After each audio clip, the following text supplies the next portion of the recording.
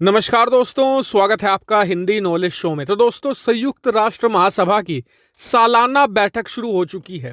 इस बैठक को फॉरेन पॉलिसी का मेला भी कहा जाता है। क्यों?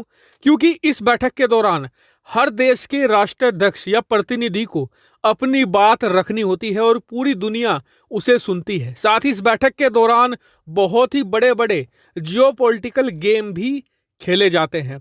और आज भारतीय प्रधानमंत्री नरेंद्र मोदी भी रवाना हो चुके हैं अमेरिका के लिए, क्योंकि वहीं पर संयुक्त राष्ट्र का दफ्तर है और वहीं पर वो भी अपनी बात दुनिया के सामने रखेंगे। लेकिन जिन देशों का आज बोलने का नंबर था, उनमें एक देश था तुर्की। और तुर्की ने एक बार फिर से भारत को चोट पहुंचाने के इरादे से कश्मीर का मामला संयुक्त राष्ट्र महासभा में उठा दिया। जी हाँ, तुर्की के राष्ट्रपति ने यह कहा संयुक्त राष्ट्र में कि कश्मीर का मुद्दा पिछले 75 सालों से अनसुलझा हुआ है।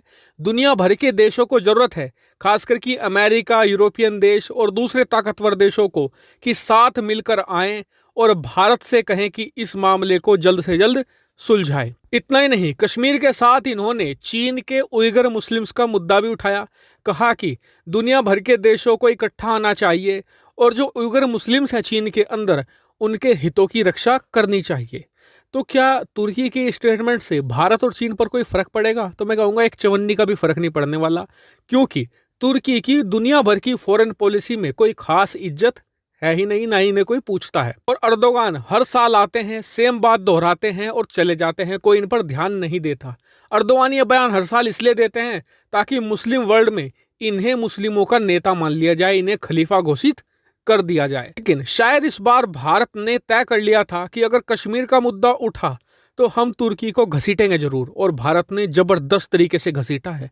दरअसल तुर्की का भी एक ऐसा ही विवाद चल रहा है साइप्रस के साथ में। स्क्रीन पर आप लोकेशन देखिए, तुर्की है, इसके बिल्कुल साइड में ही आपको नीचे मिलेगा चारों ओर समुद्र से घिरा हुआ साइप्रस। अब साइप्रस क्या है कि आधा तुर्की का है और आधा साइप्रस आजाद है। तुर्की ने कब्जा किया हुआ है और तुर्की की चाहत यह है कि ये पूरा द्वीप उसके कब्जे में आ जाए। हालांकि जो बाकी का आधा है ना, जो आजाद है, ये आज की तारीख में ब्रिटेन के और इसके अलावा पश्चिमी देशों की प्रोटेक्शन में है। ऐसे में तुर्की इस पर हमला नहीं कर पाया है। लेकिन तुर्की आज भी आधिकारिक तौर पर पूरे साइप्रस को अपना बताता है और कहता है कि एक न एक दिन वो इस पर कब्जा कर लेगा। और साइप्रस को कहीं ना कहीं तुर्की की दुखती रख भी कहा जाता है।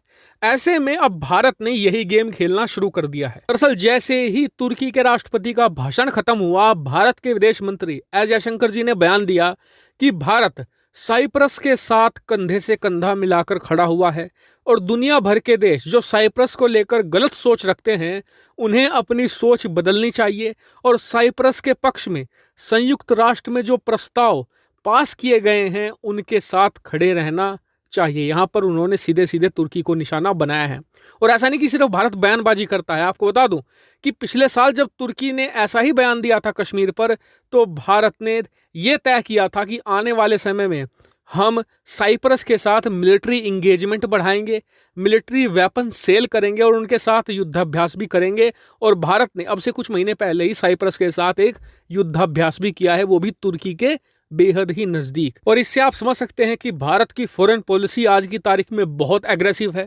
अगर कोई कश्मीर का मुद्दा उठाता है तो भारत उसके साथ टिट फॉर टैट करता ही करता है। वहीं तुर्की की बात करें तो तुर्की दो तरफा फंस गया है, क्योंकि एक तरफ तो भारत उसकी बैंड बजा रहा है, दूसरी तरफ चीन भी बैंड बजाने की पूरी तैयारी में है।